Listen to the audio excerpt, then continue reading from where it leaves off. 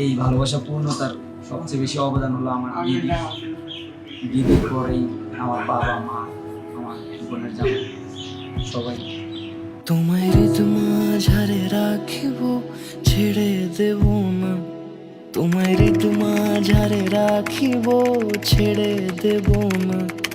ওরে রিলেশন 2 বছর 8 মাস।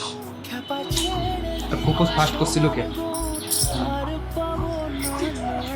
ছেড়ে দেব না। তোমায় মাঝারে রাখবো, ছেড়ে দেব না। তোমায় বক্ষ মাঝে রাখবো, ছেড়ে দেব না। মেসেঞ্জারে সব নিয়ে ঘুরে রিকোয়েস্ট পাঠাই, নিয়ে ঘুরে রিকোয়েস্ট যখন পাঠাই সব বোরান্তি সব নিয়ে ঘুরে। তো ও ওইটার মধ্যে বইটা দেয় তালিকায়।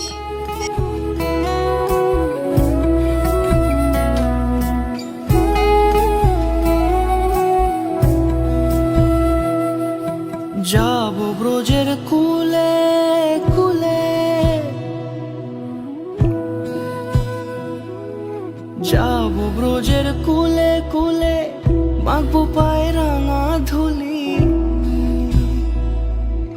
যাব ব্রজের কুলে কুলে, মাখবো পায়ে রাঙা ধুলি। ওরে পাগল মন,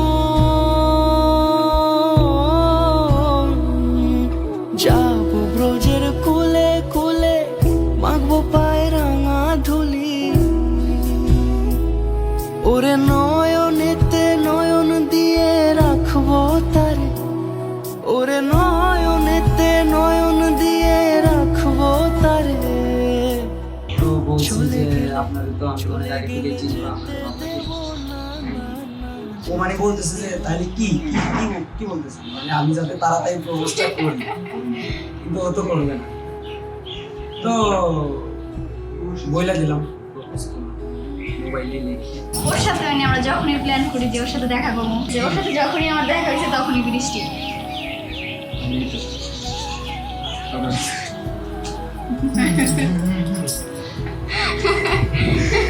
তোমায় মাঝারে রাখবো, ছেড়ে দেব না।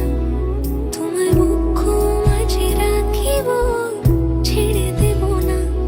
ওরে কেন রাত্রি 10টার পর আমি আমার একদমই আমি সজাগ থাকতে পারি না। আমার একটা বড় আফসোস যে আমি কখনো রাত জেগে কথা বলি না। কথা বলি। যাই বলছি দিনে কাজের ফাঁকে অথবা রাত্রি 10টা 11টার আগে। তাও কাটটা 5 মিনিট 10 মিনিট কোনো ঘন্টার পর বন্ধ। তোমায় বক্ষ মাঝে রাখিব, ছেড়ে দেব না। তোমায় মাঝারে রাখিব,